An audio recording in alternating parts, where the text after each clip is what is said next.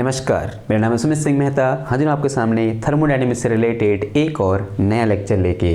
आज का हमारा है लेक्चर नंबर 12 और आज के इस लेक्चर का हमारा टॉपिक क्या रहने वाला है। हमारा टॉपिक है specific heat and heat capacity. ठीक है, थर्मोडायनेमिक्स के कुछ एप्लीकेशन हमें पढ़ने हैं और उन एप्लीकेशन को पढ़ने से पहले हमें क्या पढ़ना पड़ेगा, स्पेसिफिक हीट के बारे में पढ़ना पड़ेगा, या बोल सकते हैं हीट कैपेसिटी क्या होती है, इसे हमें जानना पड़ेगा। ठीक है, तो क्या करना है, आपकी तरह रोज की तरह कॉपी पेन निकालो और हिंट डालो, क्या हीट कैपेसिटी या बोल सकते हैं स्पेसिफिक हीट। हेडिंग क्या हो जाएगी हमारी, स्पेसिफिक हीट लिखो। क्या लिखो, स्पेसिफिक हीट। स्पेसिफिक हीट वैसे आप लोगों ने पढ़ी होगी ये स्पेसिफिक हीट क्या होता है। क्लास 11th में सबसे पहली बार हमने स्पेसिफिक हीट के बारे में डिस्कस किया था। देखो होता क्या है, मान लिया हमारे पास कोई एक सब्सटेंस है। ठीक है, सब्सटेंस का मतलब कोई भी एक मटेरियल मान लो या फिर मैटर मान लो यूं करके। ओके, और अज्यूम करो कि इस मैटर का जो मास है वो कितना है, m है। इसका मास कितना है, m है। मैं क्या कर रहा हूं, इसको कुछ हीट दे रहा हूं और हम सब जानते हैं जैसे मैं इसको हीट दूंगा, हीट देने से क्या होगा, इसके टेम्परेचर में चेंज होगा। मान लिया मैंने इसको कितनी हीट दी, डेल्टा क्यू या बोलते हैं डी क्यू या फिर डेल्टा क्यू हीट दी मैंने इसको। ठीक है, हीट गिवन कितना है मेरे पास, डेल्टा क्यू है। तो डेल्टा क्यू हीट देने से टेम्परेचर में क्या होगा, कुछ ना कुछ चेंज होगा। और ये पाया गया, एक्सपेरिमेंटली ये देखा गया कि जो चेंज इन टेम्परेचर है, मान लिया कितना है, डेल्टा टी है, तो ये देखा गया कि जो डी क्यू है, जो मेरे पास हीट गिवन है, this is proportional to m. यानी जो उसका अमाउंट है या फिर उसका मास है, उसके क्या था, प्रोपोर्शनल था। यानी जितना ज़्यादा मास होगा, टेम्परेचर को एक फिक्स अमाउंट तक चेंज करने में उतनी ज़्यादा हमें क्या देनी पड़ेगी, हीट देनी पड़ेगी। यानी मोर द अमाउंट या फिर more the mass of substance, more will be the heat we have to given to change the fixed amount of temperature। ये बात समझ में आई आपको। यानी जो डेल्टा क्यू है या फिर हीट गिवन है, that is proportional to mass m। यानी जिस सब्सटेंस को हम हीट दे रहे हैं उसके मास के क्या होता है, समानुपाती होता है या बोल सकते हैं प्रोपोर्शनल होता है। ये एक्सपेरिमेंटल रिजल्ट है। दूसरा ये देखा गया कि this heat given is also proportional to the change in temperature. ठीक है, यानी जितनी ज़्यादा हम हीट देंगे उतना ज़्यादा क्या होगा, टेम्परेचर में चेंज होगा। ठीक है, ये तो दो चीज़ें हमें यहाँ पर देखने को मिली। अगर मैं इन दोनों इक्वेशन को कंबाइन करूँ तो मैं क्या लिख सकता हूँ, यहाँ से मैं लिख सकता हूँ this delta Q is proportional to m into delta T. ये लिख सकता हूँ यहाँ पर मैं। अब अगर जैसे ही क्या करूँगा, यहाँ प्रोपोर्शनलिटी से हटाऊंगा तो delta Q is equal to कितना आ जाएगा, सम कॉन्स्टेंट s। यहाँ पर कॉन्स्टेंट क्या आता है, m आता है इंटू s आता है इंटू m इंटू कितना आ जाएगा, डेल्टा t आ जाएगा। तो यहाँ से हीट गिवन इक्वल टू कितना आ गया, ये sm डेल्टा t आ गया। नाउ अब यहाँ पर जो कांस्टेंट m आया ना, इसी को हम बोलते हैं क्या, स्पेसिफिक हीट। तो here s is specific heat. जो s है हमारी, इसी को हम क्या बोलते हैं, स्पेसिफिक हीट बोलते हैं। ये बात क्लियर हुई आपको। तो अगर मैं यहाँ से स्पेसिफिक हीट के लिए फॉर्मूला लिखना चाहूँ तो मैं इसकी हेल्प से लिख सकता हूँ, आंसर आज लिख सकता हूँ। तो यहाँ से मेरे पास s इक्वल टू कितना आ जाएगा, s इक्वल टू आ जाएगा डेल्टा क्यू और अपॉन कितना आ जाएगा, m into delta T. Delta Q delta Q upon m into delta T. तो ये क्या हो गया, हमारे पास फॉर्मूला होगा किसके लिए, स्पेसिफिक हीट के लिए। ठीक है, ये बात समझ में आई ना। इसी को मैं थोड़ा बहुत अगर मॉडिफाई करना चाहूँ या बहुत अच्छी तरीके से लिखना चाहूँ, क्या लिख सकता हूँ इसको मैं, इसे लिख सकता हूँ s इक्वल टू 1/m और मल्टीप्लाई में कितना आ जाएगा, heat given divided by change in temperature. ऐसा लिख सकता हूँ मैं, आंसर है हाँ जी, लिख सकता हूँ।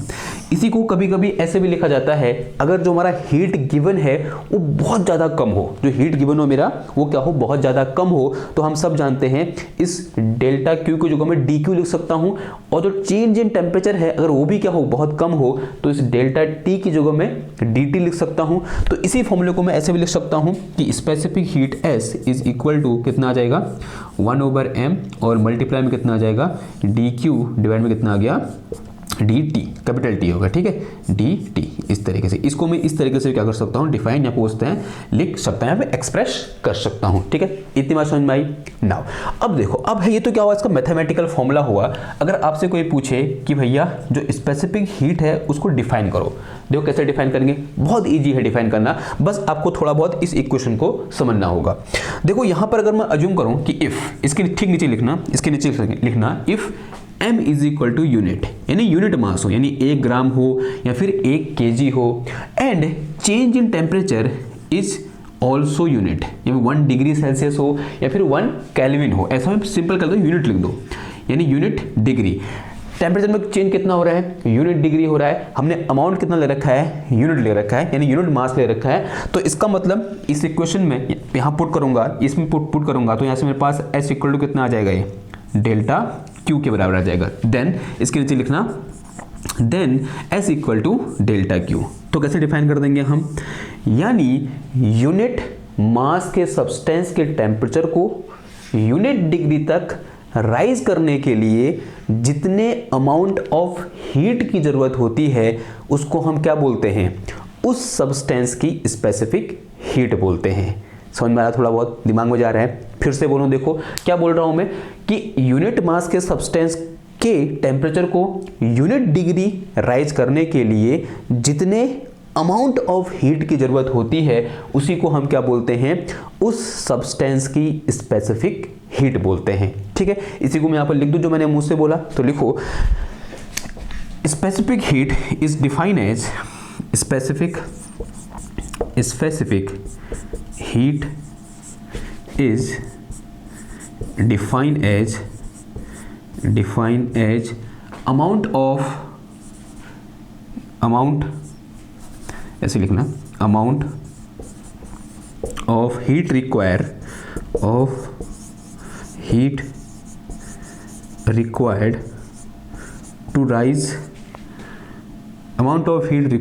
To raise the temperature of unit mass by unit degree. ठीक है, तो उसी को हम क्या बोल देते हैं, स्पेसिफिक हीट बोलते हैं। डेफिनेशन समझ में आ गई। अब देखो कभी कभी ये पूछ लेता है, या फिर जब हम क्वेश्चन कर रहे होते हैं तो हमें वहां पर क्या लिखनी पड़ती है, स्पेसिफिक हीट की यूनिट लिखनी पड़ती है। तो उस यूनिट को भी क्या कर सकते हैं, हम इस फॉर्मूले की हेल्प से लिख सकते हैं। देखो क्या हो जाएगी, यूनिट ऑफ स्पेसिफिक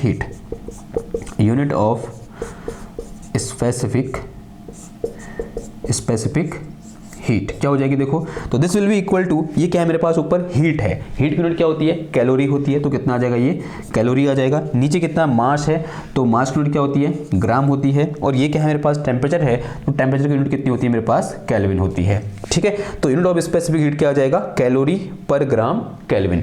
अगर मैं ऐसा यूनिट की बात करूं तो और इसको भी लिख सकता हूं, और क्या हो जाएगा, देखो कैलोरी लिखूं या फिर जूल लिखूं एक ही बात हुई, because 1 calorie equal to 4.2 joule. ऐसा हमने पढ़ा था, नहीं पढ़ा था, फर्स्ट लॉ ऑफ थर्मोडायनेमिक्स में पढ़ा था, नहीं पढ़ा था, आंसर आज ही पढ़ा था कि 1 कैलोरी इज इक्वल टू कितना होता है, 4.2 जूल के बराबर होता है। तो इस कैलोरी की जगह मैं जूल लिख सकता हूं, आंसर में जूल लिख लिया हमने। ग्राम है, अगर मैं ऐसा यूनिट की बात करूंगा तो ग्राम ऐसा यूनिट क्या हो जाएगा मास की, केजी हो जाएगा, तो ग्राम को जो कितना आ जाएगा मेरे पास, केजी आ जाएगा। और केल्विन तो केल्विन रहेगा, तो इसकी यूनिट क्या हो सकती है, जूल पर केजी केल्विन भी हो सकती है। ठीक है, समझ में आई बात। तो ये क्या हो गया मेरे पास, यूनिट ऑफ स्पेसिफिक हीट, और ये क्या हो गया मेरे पास, definition of specific heat. Okay, now अब स्पेसिफिक हीट को डिफाइन करने का एक और तरीका होता है। देखो तरीका क्या होता है, उसको हम बोलते हैं क्या, मोलर स्पेसिफिक हीट। हिंट डालो क्या, मोलर स्पेसिफिक हीट। उसके बाद उसको डिफाइन करने की कोशिश करते हैं कि मोलर स्पेसिफिक हीट से हम क्या समझते हैं। हेडिंग क्या है हमारी, मोलर स्पेसिफिक हीट। तो ऐसे हैशटैग बनाओ, इसमें लिखो मोलर स्पेसिफिक हीट। ठीक है, मोलर स्पेसिफिक हीट। अब देखो जैसे कि अभी हमने डिस्कस किया कि what is specific heat. Specific heat is defined as amount of heat required to raise the temperature of unit mass, sorry mass लिखना भूल गया मैं यहाँ पर, unit mass by unit degree. अगर मैं क्या करूं, जो मेरे पास अमाउंट ऑफ सब्सटेंस है वो कितना है, 1 मोल है। ठीक है, कितना है, 1 मोल। यहां मैंने कितना लिया था, अमाउंट ऑफ सब्सटेंस बोलते हैं 1 ग्राम लिया था या 1 केजी लिया था। अब मैं क्या ले रहा हूं, अमाउंट ऑफ सब्सटेंस 1 मोल के बराबर ले रहा हूं। अगर अमाउंट ऑफ सब्सटेंस 1 मोल के बराबर है और उस 1 मोल सब्सटेंस के टेम्परेचर को मैं 1 डिग्री राइज कर रहा हूं, और जितनी हीट मुझे देनी पड़ रही है वो किसके बराबर होगी, मोलर स्पेसिफिक हीट के बराबर होगी। यानी जो यहाँ पर मेरे पास क्या है, अमाउंट ऑफ सब्सटेंस कितना हो, अगर 1 ग्राम हो तब उस टाइम पर जो स्पेसिफिक हीट होगी उस सब्सटेंस की, उसे मैं क्या बोल लूंगा, मोलर स्पेसिफिक हीट बोल दूंगा। तो यहाँ पर लिख के चलेंगे molar specific heat, molar specific heat is defined as amount of substance required to rise the temperature of 1 mole substance by unit degree okay, बात आ गई समझ में। तो ये क्या होगी, हमारे पास मोलर स्पेसिफिक हीट होगी ना। उसका फॉर्मूला क्या होगा, देखो फॉर्मूला हम यहीं से ड्राइव कर सकते हैं। देखो एक चीज हमने पढ़ी हुई है, क्या पढ़ी हुई है, सिंस वी नो, अगर मेरे पास मान लिया क्या है, मेरे पास m ग्राम सब्सटेंस है, या फिर उससे पहले ये बोलो कि 1 मोल इक्वल टू कितना होता है, 1 मोल में कितने ग्राम होते हैं। हम सब ने पढ़ा है कि 1 मोल में मॉलिक्यूलर मास के बराबर क्या होता है, ग्राम होता है। न्यूमेरिकली किसके बराबर होता है, वो मॉलिक्यूलर मास के बराबर होता है। अगर मैं ये बोलूं कि if capital M be the molecular mass of any substance, molecular mass, then 1 mole will be equal to m ग्राम। 1 मोल किसके बराबर होगा, मेरे पास m ग्राम के बराबर होगा। किसके बराबर होगा, मेरे पास m ग्राम। ओके ना, अब देखो यहां पर अगर मैं ये बोलूं कि मेरे पास कितना है, m ग्राम, या मुझसे मैंने 1 किलो सब्सटेंस लिया या मैंने 2 किलो सब्सटेंस लिया, ऐसा जूम करो, if we have small m gram, ठीक है, स्मॉल m है, ये कैपिटल M है क्या, मॉलिक्यूलर मास, स्मॉल m क्या है मेरे पास, जो अमाउंट ऑफ सब्सटेंस मेरे पास अभी मौजूद है, माना वो 1 किलो हो सकता है या 2 किलो हो सकता है या फिर 1 कुंटल हो सकता है, कुछ भी हो सकता है, ठीक है। कितना है मेरे पास यहाँ पर, स्मॉल m है, ठीक है। If we have small m amount of substance, amount of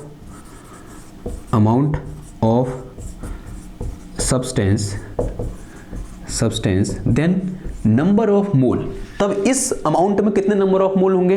देखो 1 मोल में कितना अमाउंट है, कैपिटल M के बराबर है, तो इसका मतलब जो स्मॉल m है इस अमाउंट में कितने नंबर ऑफ मोल हो जाएंगे, डिवाइडेड बाई क्या, कैपिटल M। ऑब्वियस सी बात है ना। If we have small m amount of substance then number of mole will be equal to small m divided by molecular mass, ठीक है। यानी amount of substance, total amount of substance divided by molecular mass, ठीक है, क्योंकि 1 मोल में कितना ग्राम होता है, इतना ग्राम। अगर मेरे पास स्मॉल m ग्राम क्या है, सब्सटेंस है, तो नंबर ऑफ मोल कितने हो जाएंगे, small m divided by capital M, या बोलते हैं total amount of substance divided by molecular मास, या बोलते हैं 1 मोल में जितना क्या होता है, ग्राम होता है। तो ऐसे स्मॉल m, ये फिर नंबर ऑफ मोल कैसे दिखाते हैं हम, जनरली स्मॉल n से दिखाते हैं। तो ऐसे मेरे पास small n is equal to कितना आ जाएगा, small m divided by capital M, and on further solving it we can write small m is equal to n into m। Okay, अब इधर देखो ये क्या है मेरे पास, s है, s इक्वल टू क्या है मेरे 1/m, या बोलते हैं s इक्वल टू कितना है मेरे पास, del q divided by m into delta t। ये क्या है मेरे पास, यूनिट मास के टेम्परेचर को 1 डिग्री राइज करने में कितना हीट चाहिए, ठीक है, वो क्या है मेरे पास, स्पेसिफिक हीट है। अब यहां पर मेरे पास मास कितना है, कैपिटल M ग्राम है, ये बात समझ में आ रही है आपको, मास कितना है मेरे पास, कैपिटल M ग्राम है, क्योंकि 1 मोल हमने ले रखा है और 1 mole equal to capital M gram, यानी उसके मॉलिक्यूलर मास के बराबर। अब देखो 1 ग्राम के लिए मेरे पास कितनी हीट चाहिए थी, इतनी हीट चाहिए थी, तो इतने ग्राम के लिए कितनी हीट चाहिए, दिस इंटू दिस, यानी तो मोलर स्पेसिफिक हीट हो जाएगी, कितनी हो जाएगी, देखो मोलर स्पेसिफिक हीट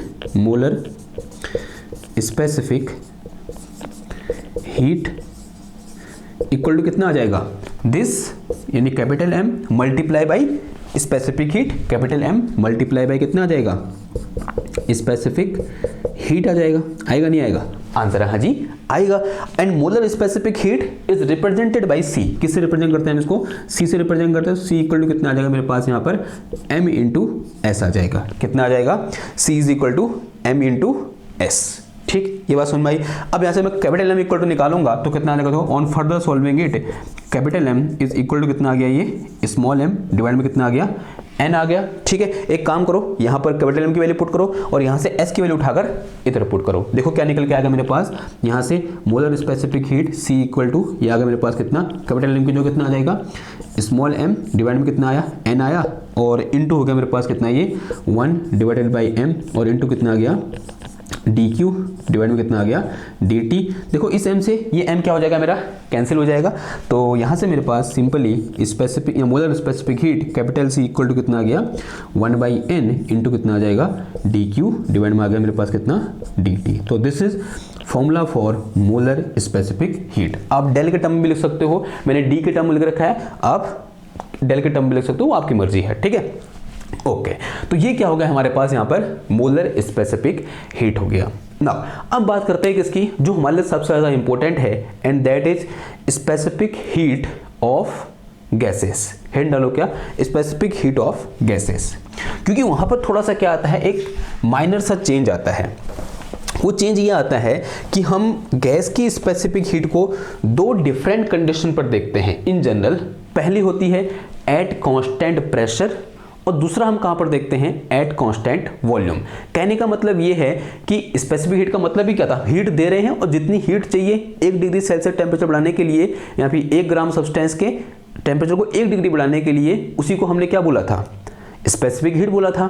लेकिन गैस के केस में क्या करते हैं, हम कंडीशन लगाते हैं कि अभी गैस का वॉल्यूम कांस्टेंट है, और दूसरी कंडीशन क्या लगाते हैं कि अभी गैस का प्रेशर क्या है, कांस्टेंट है। ठीक है, यानी एक बार हम हीट देते हैं कैसे, गैस के वॉल्यूम को कांस्टेंट रखते हुए, और दूसरी बार हम हीट देते हैं कैसे, गैस के प्रेशर को कांस्टेंट रखते हुए। ठीक है, और वहीं पर क्या आती है, दो कंडीशन अराइज होती हैं, one is for constant pressure and another one is for constant volume. ठीक है, तो हिंट डालो क्या, specific heat of gases.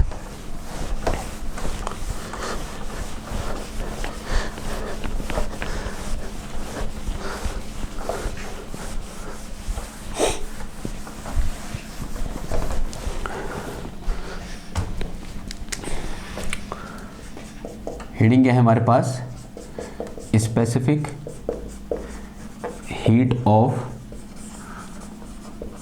Gases. Specific heat of gases are investigate at 2 different condition, ऐसा आप लिख लेना। And first condition is specific heat at constant pressure. Specific heat at constant pressure and it is represented by CV। किससे represent करते हैं हम इसको, CV से रिप्रेजेंट करते हैं, ऐसे CV, C उसके नीचे क्या आ जाएगा, V आ जाएगा, एंड V इज रिप्रेजेंटिंग कि this specific heat is at constant pressure. ठीक है, देखो कैसे डिफाइन हो जाएगा, डेफिनेशन वही रहेगी सेम, बस एक माइनर सा चेंज आ जाएगा, लास्ट हम एक और चीज ऐड कर देंगे, एट कांस्टेंट वॉल्यूम, सॉरी ये क्या है, प्रेशर, तो नीचे कितना आएगा, P आएगा, एट कांस्टेंट प्रेशर। ठीक है, बात है समझ में। देखो क्या बोलेंगे, specific heat at constant volume is define as, ऐसे लिखो, heat given to the system gases, heat require to rise the temperature of unit mass of gas by unit degree at constant pressure, कहाँ पर, constant pressure पर, ठीक है। Pressure क्या है हमारा, कांस्टेंट है, ठीक है। And this Cp is equal to कितना हो जाएगा बताओ, Cp इक्वल टू हो जाएगा फ्रॉम फॉर्मूला, अभी फॉर्मूला लिखा था हमने, नीचे कितना आएगा 1/m इंटू कितना आ जाएगा dq डिवाइड में कितना आ जाएगा dt। Now this whole thing is at constant pressure, तो उसे दिखाने के लिए यहाँ पर हमें क्या लिखना पड़ेगा, P लिखना पड़ेगा, यानी P क्या रहेगा हमारा यहाँ पर कांस्टेंट रहेगा। ये चीज हमें क्या होनी चाहिए, पता होनी। तो Cp इक्वल टू कितना आ जाएगा 1/m dq divided by dt at constant pressure. ये जो चीज है किसको दिखा रही है, एट कांस्टेंट प्रेशर को दिखा रही है। सिमिलरली अगर हम बात करें किसकी, स्पेसिफिक हीट, दूसरी कंडीशन क्या हो जाएगी, eight constant volume. Specific heat at constant volume, इसे हम किससे दिखाते हैं, Cb से दिखाते हैं, जो ऊपर में लिख दिया था गलती से। तो ये क्या है मेरे पास, Cb है। V किसको दिखा रहा है, कांस्टेंट वॉल्यूम को दिखा रहा है। और डेफिनेशन क्या हो जाएगी बताओ इसकी, ये हो जाएगा मेरे पास क्या, amount of heat require to raise the temperature of unit mass of gas by unit degree at constant volume.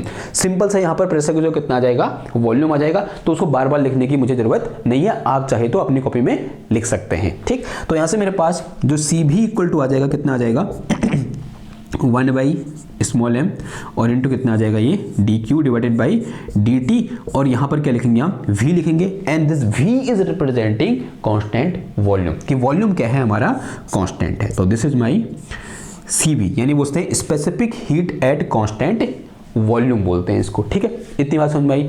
Now अब हम गैस के लिए भी क्या क्या डिफाइन कर सकते हैं, मोलर हीट कैपेसिटी डिफाइन कर सकते हैं, नहीं कर सकते, आंसर है हाँ जी कर सकते हैं। अगर मैं बात करूं किसकी, molar heat capacity at constant pressure,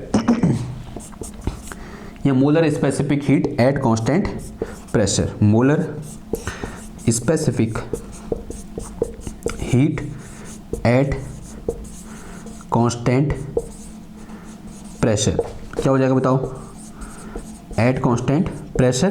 तो अब ये क्या है मेरे पास, Cp तो लिख दिया मैंने। अब ये ऐसा बोलो कि ये कैसी है, स्मॉल सी है, तो यहाँ क्या आएगा, कैपिटल C आएगा। कैपिटल Cp का मतलब ही क्या हुआ, molar heat capacity at constant pressure, ठीक है। तो this is equal to 1/n आ जाएगा फ्रॉम डेफिनेशन, 1/n, और यहाँ क्या आ जाएगा मेरे पास dq divided by dt and eight constant pressure. तो यहाँ क्या लिखना पड़ेगा, P लिखना पड़ेगा। उसी प्रकार अगर मैं डिफाइन करूं क्या, molar heat capacity at constant volume, तो क्या हो जाएगा, molar heat capacity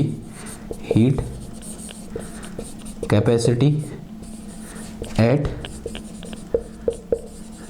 constant volume, वो क्या हो जाएगा, वो Cv हो जाएगा। And this capital Cv this is equal to 1/n और इनटू कितना आ गया, dq divided by dt at constant volume. तो ये क्या निकला मेरा यहाँ से, Cv निकल गया, ठीक है। ये बात समझ में आई। तो ये क्या हो गया हमारे पास, गैस की स्पेसिफिक हीट होगी। और जो चार फॉर्मूले यहाँ पर लिख रखे हैं, चारों चार क्या हैं, बहुत ज़्यादा इंपॉर्टेंट है। और इसी पर बेस क्या होगा हमारे पास, application of first law of thermodynamics होगा। तो वो मुझे कराना था, तो उससे पहले मुझे आपको ये बताना था कि स्पेसिफिक हीट होती क्या है, ठीक है। ये बात समझ में आ गई। नाउ अब जो नेक्स्ट हमारे पास पॉइंट आएगा, वो आएगा हमारे पास क्या, heat capacity.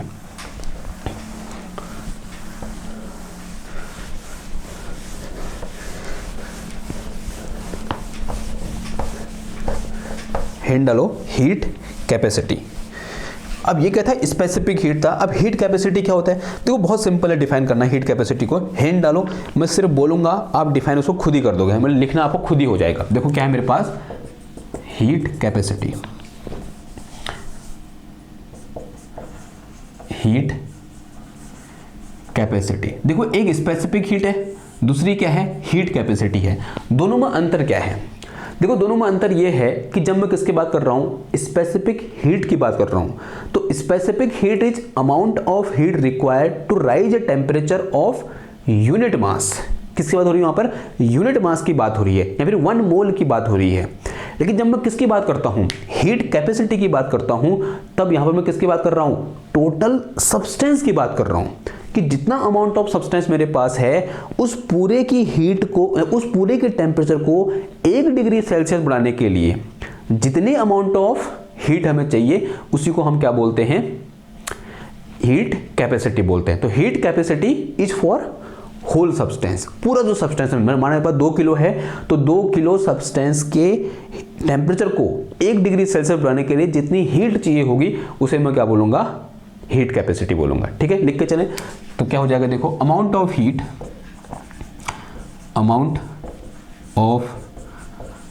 Heat required to rise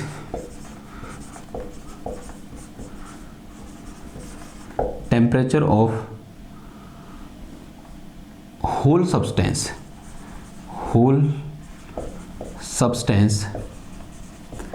by unit degree is called heat capacity। उसी को हम क्या बोल देते हैं, हीट कैपेसिटी बोल देते हैं। ठीक है, बात है सुन, हीट कैपेसिटी में क्या आ जाएगा, टोटल सब्सटेंस जितना आपको दिया हुआ है उस पूरे सब्सटेंस की टेम्परेचर को 1 डिग्री सेल्सियस बढ़ाने के लिए जितनी हीट हमको देनी पड़ेगी उसी को हमने क्या बोला, हीट कैपेसिटी बोला।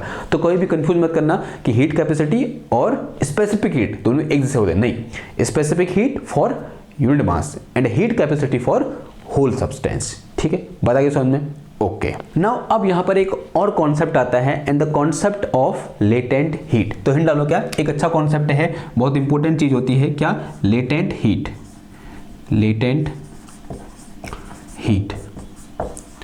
Represented by L.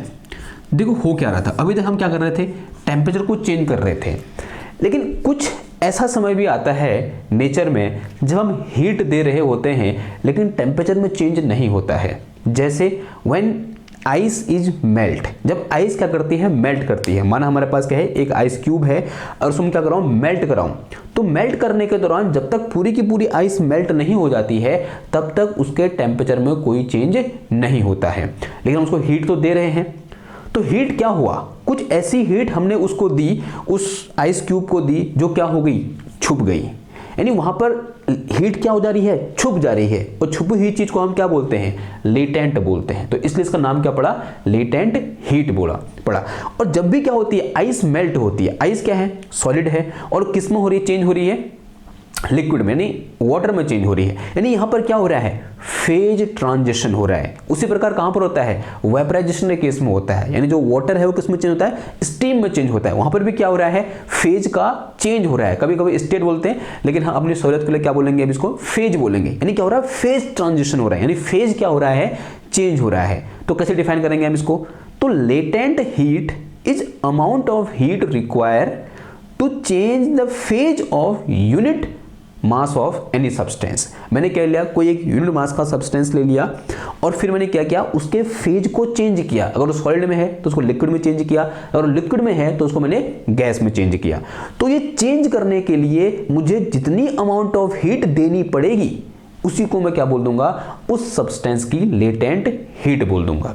ठीक है, आई बात समझ में? मान लिया मेरे पास क्या है, यहां पर एक आइस क्यूब है, इस तरीके से एक आइस क्यूब मैंने यहां पर रख दी और मैं क्या कर रहा हूं, इसको गर्म कर रहा हूं। इस तरीके से बर्नर लगा दिया, गर्म कर रहा हूं मैं। ठीक है, अब गर्म कर रहा हूं, इसका मतलब मैं क्या दे रहा हूं, उसको हीट दे रहा हूं।